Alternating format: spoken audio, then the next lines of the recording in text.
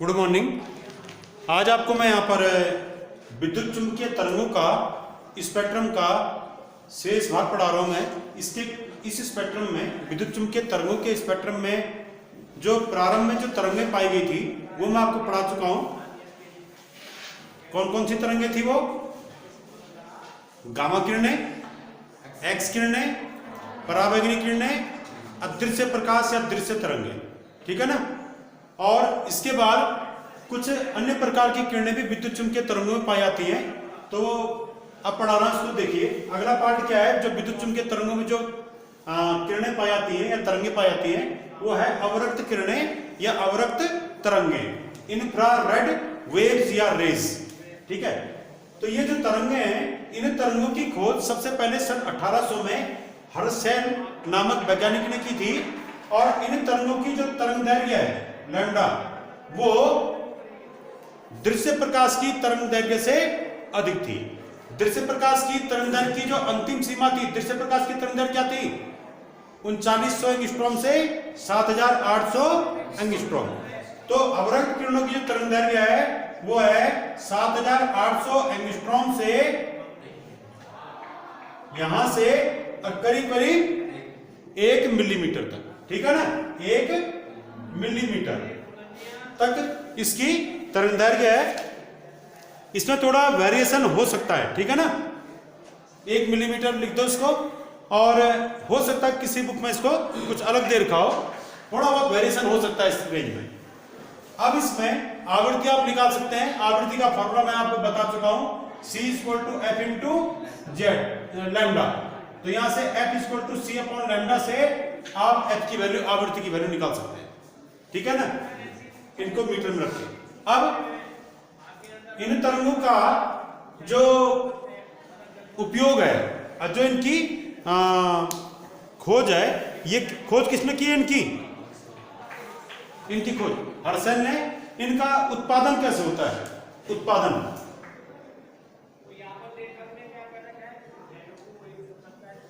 ये कैसे प्रोड्यूस की जाएंगी? तो जो भी गर्म वस्तु होती है, गर्म वस्तुओं से, अत्यधिक गर्म वस्तुओं से अवरक्त किरणें उत्पन्न होती हैं, ठीक है। गर्म वस्तुओं से या अत्यधिक ताप वाले अणुओं से। तो गर्म वस्तुओं या अणुओं से अवरक्त किरणों की खोज, ये उत्पत्ति होती है, ठीक है ना। इन किरणों की विशेषता ये होती है कि इन किरणों का ऊष्मीय प्रभाव अत्यधिक होता है, ठीक है ना। इन किरणों का ऊष्मीय प्रभाव अत्यधिक है, इसीलिए इन किरणों को ऊष्मीय किरणें या ऊष्मा किरणें या ऊष्मीय तरंगें भी कहते हैं। इनका ऊष्मीय प्रभाव अत्यधिक है, इसलिए इन किरणों को ऊष्मीय तरंगे भी कहते हैं। इन्हें क्या कहते हैं? ऊष्मीय तरंगे, ठीक हो गया। इन तरंगों क्या कहते हैं? ऊष्मीय तरंगे भी कहते हैं। और इनका जो यूज है, प्रोडक्शन आपने देख लिया, गुण आपने देख लिया। इनका उपयोग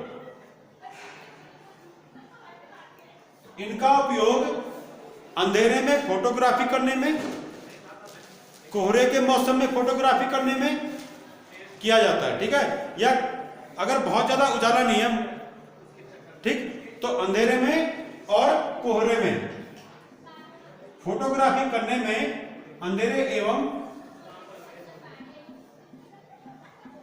कोहरे में फोटोग्राफी करने में इन किरणों का उपयोग किया जाता है, ठीक है। दूसरा उपयोग क्या है इनका?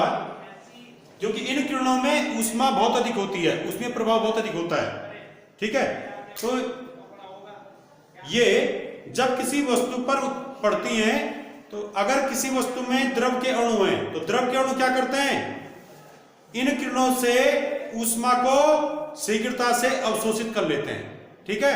द्रव के अणु इन किरणों से ऊष्मा को शीघ्रता से अवशोषित कर लेते हैं, जिससे कि द्रव के अणुओं का तापमान क्या होता है? बढ़ जाता है। तो इस गुण का उपयोग जो है ग्रीन हाउसों को गर्म रखने में किया जाता है, या मौसम को गर्म रखने में किया जाता है, ठीक है। जो ग्रीन हाउस बने होते हैं, ग्रीन हाउसों में क्या होता है, जिन स्थानों में बहुत ठंडा होता है वहां पर पौधों के तापमान को बढ़ाने के लिए हम क्या करते हैं, ग्रीन हाउस बनाते हैं। तो ग्रीन हाउस में क्या होता है, जब सूर्य प्रकाश ग्रीन हाउस के ऊपर पड़ता है तो वो छन के जो प्रकाश अंदर जाता है, ग्रीन हाउस के अंदर जो प्रकाश पहुंचता है उसमें अवरक्त किरणों की मात्रा होती है ज्यादा।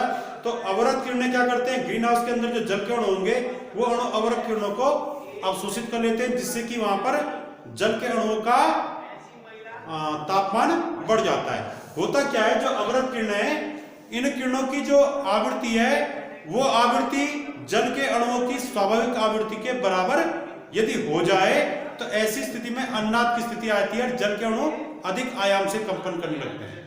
इससे क्या होता है, जल के अणुओं के कंपनों का आयाम जब बढ़ जाता है तो जल के अणुओं की गतिज ऊर्जा भी बढ़ जाती है। गतिज ऊर्जा बढ़ने से जल के अणुओं का तापमान बढ़ जाता है, जिससे कि वहां पर ग्रीन हाउस के अंदर तापमान अधिक हो जाता है।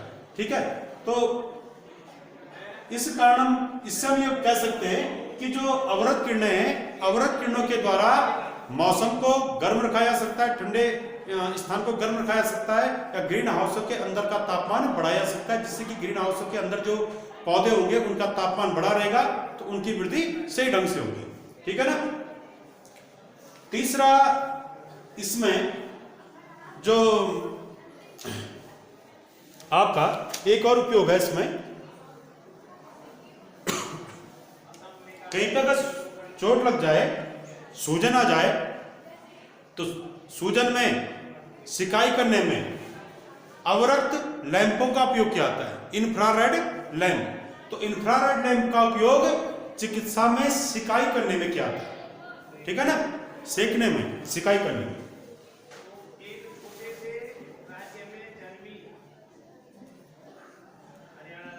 मरीज की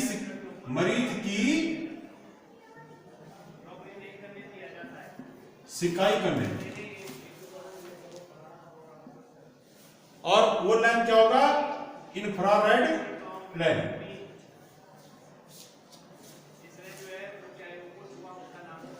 ठीक है, तो इंफ्रारेड लैंपों का उपयोग मरीज की सिकाई करने में किया जाता है। पृथ्वी के वातावरण को गर्म रखने में भी इनका उपयोग किया जाता है। मैं पहले बता चुका हूं, ये ऊष्मीय तरंगें से ऊष्मा तापमान बढ़ता है। ठीक है, तो पृथ्वी में क्योंकि जल के अणु होंगे तो जल के अणु क्या करेंगे, ये सूर्य प्रकाश में मौजूद अवरक्त किरणों को अवशोषित करके जल के अणुओं का तापमान बढ़ जाएगा, जिससे कि पृथ्वी का तापमान भी इससे क्या होता है, बढ़ता है। ठीक है, तो ग्रीन हाउसों का तापमान बढ़ाने में या ठंडे स्थानों का तापमान बढ़ाने में इनका उपयोग किया जाता है। इसके अलावा ये जो अवरक्त किरणें हैं, ये प्रकाश वैद्युत प्रभाव भी उत्पन्न करती हैं। ठीक है, ये प्रकाश वैद्युत प्रभाव भी उत्पन्न करती है। तो यहां पर आपने कुछ कुछ उपयोग देखे इसके अवरक्त किरणों के। और इसके बाद देखिए अगला,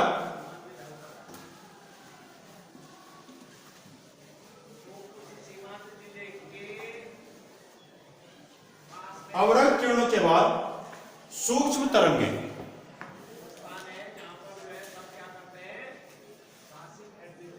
सूक्ष्म तरंगें या सूक्ष्म किरणें भी कह सकते हैं इसको।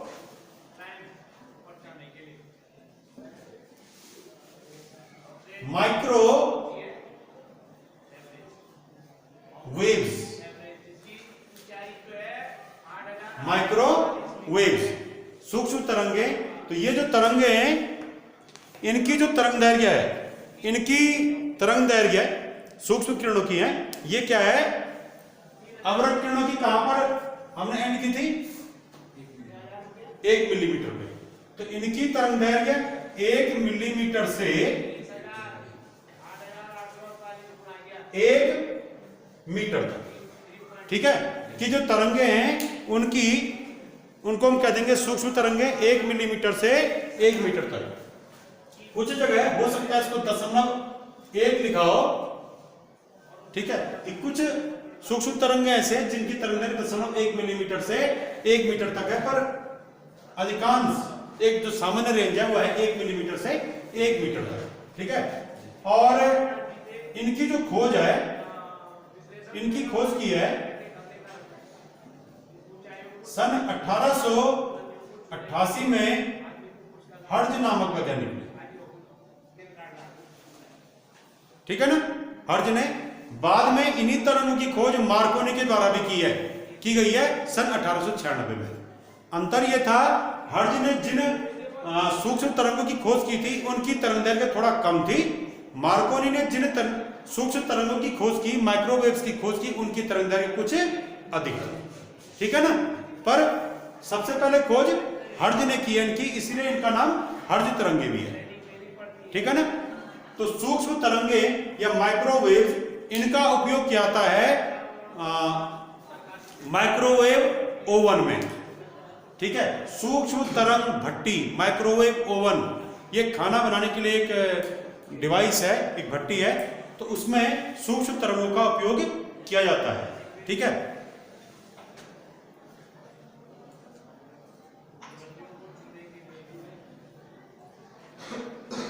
माइक्रोवेव ओवन में इन तरंगों का उपयोग किया जाता है।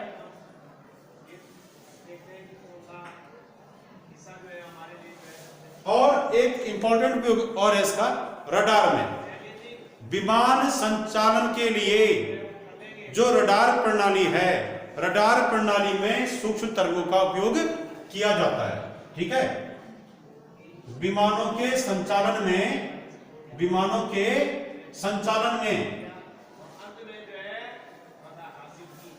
ठीक है, तो विमानों के संचालन में प्रयुक्त रडार में, रडार प्रणाली में इन तरंगों का उपयोग किया जाता है। ठीक हो गया। इसमें क्या होता है, रडार में, रडार के द्वारा इन तरंगों को छोड़ा जाएगा और ये तरंगे आकाश में गमन करती हुई किसी विमान से टकराएंगी और टकराने के बाद फिर वापस परावर्तित होकर रडार पर पहुंचती हैं, जिससे रडार का जो ग्राही है वो उसको, उन तरंगों को ग्रहण करके ये बता देता है केंद्र पर कि कोई विमान इतनी ऊंचाई पे या इतनी दूरी पर उड़ रहा है। ठीक है ना। तो रडार में इन तरंगों का उपयोग किया जाता है। और माइक्रोवेव ओवन में, कुछ सेलुलर जो फोन है इसमें भी सूक्ष्म तरंगों का उपयोग किया जाता है। ठीक है ना। तो जैसे इसके उपयोग क्या क्या हो गए, रडार में और उसमें उपग्रहों में। ठीक है। उपग्रहों में भी इनका उपयोग होता है। उपग्रहों में जैसे आपका सैनिक जो है उपग्रह के माध्यम से क्या करते हैं, ये अपने जो जासूसी संबंधी कार्य हैं उनकी पूर्ति के लिए सूक्ष्म तरंगों का और अवरक्त किरणों का उपयोग भी करते हैं। ठीक है। इन दोनों किरणों का उपयोग उपग्रहों में किया जाता है। किसका, अवरक्त किरणों का भी और सूक्ष्म तरंगों का भी। ठीक है। अब इसमें अगला एक और इसका उपयोग मैं बता रहा हूं आपको।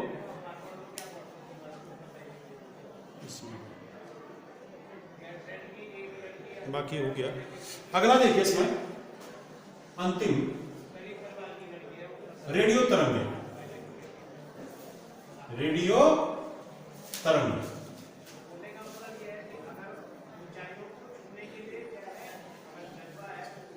तो रेडियो तरंगे ये मार्कोनी के द्वारा इनकी खोज की गई है।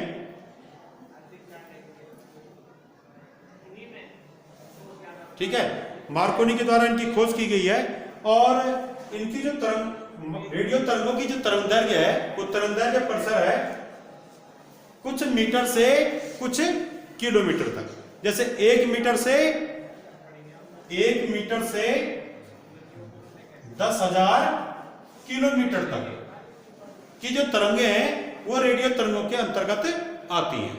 ठीक है। इनकी तरंगदैर्घ्य सबसे अधिक है विद्युत चुंबकीय तरंगों। ठीक है। और जो 1 मीटर से 10,000 किलोमीटर की तरंगे हैं, इस तरंगदैर्घ्य परिसर में भी अनेक प्रकार की रेडियो तरंगे आती हैं। रेडियो तरंगे भी तक कई प्रकार की हैं। ठीक है। इसको भी बताएंगे। इनका जो उपयोग है, इनका उपयोग क्या होगा,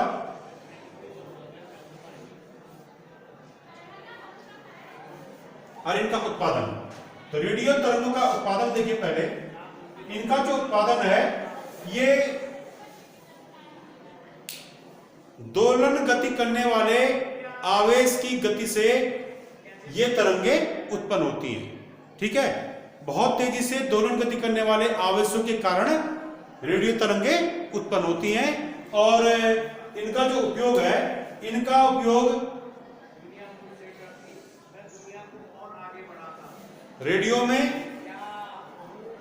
टीवी में, ठीक है, रेडियो, टीवी, मोबाइल या आप सेलुलर फोन कह सकते हैं, इनमें होता है इनका उपयोग। और ये रेडियो, टीवी, मोबाइल और इंटरनेट वर्तमान में, ठीक है, इनमें जो है हम रेडियो तरंगों का यूज करते हैं। ठीक हो गया ना। तो इनकी तरंगदैर्घ्य हो गई, खोजकर्ता हो गए, उत्पादन कैसे होगा कि बहुत तेजी से परिवर्तित होने वाली जो एलसी परिपथ में अगर कोई प्रत्यावर्ती धारा बहुत तेजी से परिवर्तित हो रही है तो तब इन तरंगों की उत्पत्ति होती है। या अगर आवेशवाहक या आवेशित कण क्या कर रहे हैं, दोलन गति कर रहे हैं, तो आवेशित कणों के बहुत तेजी से दोलन गति करने के कारण भी रेडियो तरंगों की उत्पत्ति होती है। ठीक है, उपयोग इसका रेडियो संचार में, टेलीविजन या दूरसंचार में, मोबाइल में या सेलुलर फोनों में या इंटरनेट में इनका उपयोग बहुत अधिक मात्रा में होता है। ये आपने इसके बारे में देखा।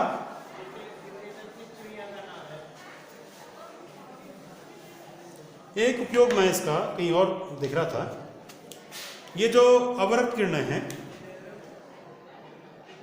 अवरक्त किरणों का, तो देखिए जरा अवरक्त किरणों का उपयोग,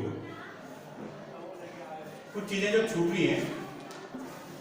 अवरक्त किरण आप देख रहे थे, तो इंफ्रारेड कहते हैं इनको, इंफ्रारेड वेव्स या रेस। ठीक है, इंफ्रारेड रेस, तो ये क्या है, आपने एक डिवाइस सुनी होगी LED, इसका फुल फॉर्म है light emitting diode, light emitting diode. ठीक है ना, लाइट इमिटिंग डायोड। तो इसको अगर हम हिंदी में कहें, इसको प्रकाश उत्सर्जक डायोड। तो प्रकाश उत्सर्जक डायोड जो LED होता है, इसके द्वारा भी अवरक्त किरणों की उत्पत्ति होती है। ठीक है ना, ये भी अवरक्त किरणें उत्पन्न करते हैं। या जो टीवी का रिमोट है, ठीक है, या वीडियो रिकॉर्डर का रिमोट है, या वाईफाई का जो रिमोट है, तो जो रिमोट होते हैं, रिमोट कंट्रोलर, तो रिमोट कंट्रोलर के द्वारा भी अवरक्त किरणों की उत्पत्ति होती है।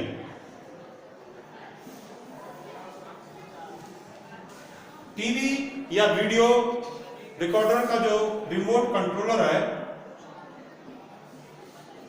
उसमें भी अवरक्त किरणों की उत्पत्ति होती है। और इन किरणों का उपयोग है कि एक उपग्रहों में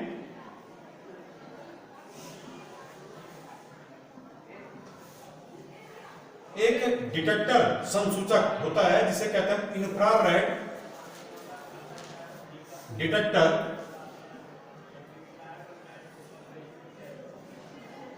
इंफ्रारेड डिटेक्टर, अवरक्त किरण संसूचक। ठीक है, तो अवरक्त संसूचक जो होता है किसमें, उपग्रह में लगा होगा। इसके द्वारा क्या क्या आता है कि उपग्रह में लगे इंफ्रारेड डिटेक्टर के द्वारा सैनिक जो है जासूसी में इसका उपयोग करते हैं। दूसरा इसका उपयोग क्या है इंफ्रारेड डिटेक्टर का, कि फसलों, जो हमारी फसल होती है, उनकी वृद्धि का परीक्षण करने में, कि वो फसल की जो वृद्धि हो रही है दिनों दिन, उनमें कितनी वृद्धि हो रही है।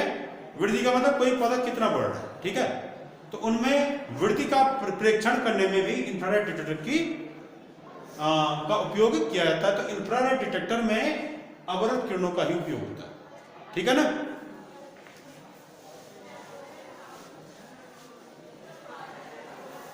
कल मैं आपको पिछली बार आपको परावैगनिक किरणें पढ़ाया था मैंने, उसमें एक इंपॉर्टेंट टॉपिक छूट गया था परावैगनिक किरणों में या परावैगनिक तरंगें। इनको हम क्या कहते हैं? Ultra violet rays. परावैगनिक किरणें कौन थी? हैं? परावैगनिक किरणों की खोज की थी रिटर्न ने, और ये किरणें ऐसी किरणें थी जिनकी तरंगदैर्घ्य 100 एंगस्ट्रॉम से और 3900 या 4000 कह सकते हैं, इतने एंगस्ट्रॉम के बीच थी। ठीक है, ये किरणें सूर्य प्रकाश से, ये इसका एक स्रोत है, और ये किरणें अगर जीवधारियों पर अत्यधिक मात्रा में पड़ गई तो ये क्या करती हैं? जीवधारियों की त्वचा को नुकसान पहुंचाती हैं, हानिकारक होती है जीवधारियों के लिए। इससे जो है स्किन कैंसर हो जाता है, ये आपने पढ़ा था।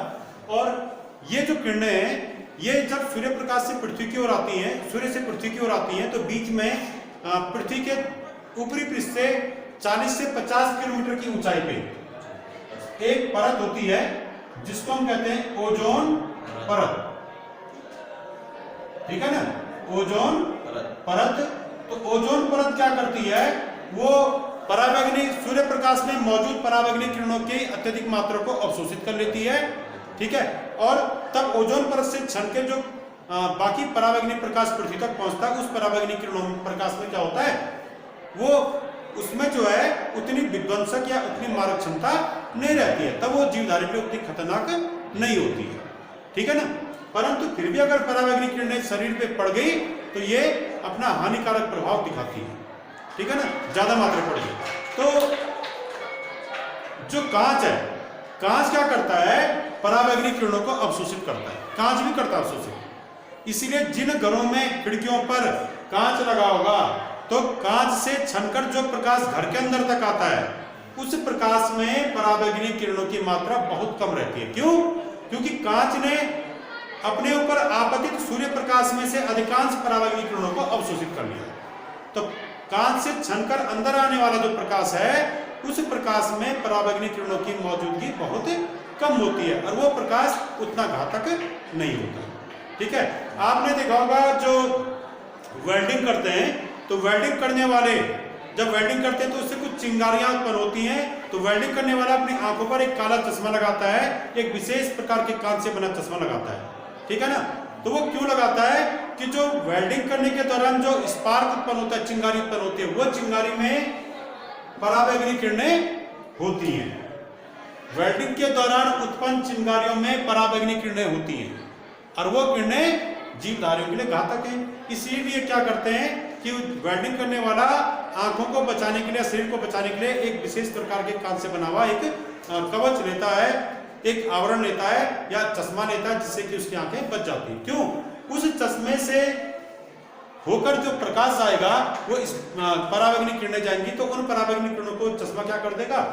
चश्मे में लगा हुआ कांच अवशोषित कर लेगा। ठीक है, इससे वो तब उतनी घातक नहीं रह पाती। ठीक हो गया? तो आज आपने यहां पर विद्युत चुंबकीय तरंगों का स्पेक्ट्रम पढ़ लिया। कौन कौन विद्युत चुंबकीय तरंगों के स्पेक्ट्रम में कौन कौन सी किरणें हैं? गामा किरणें, एक्स किरणें, परावैगनिक किरणें, दृश्य प्रकाश, उसमें भी 7 रंग मौजूद है।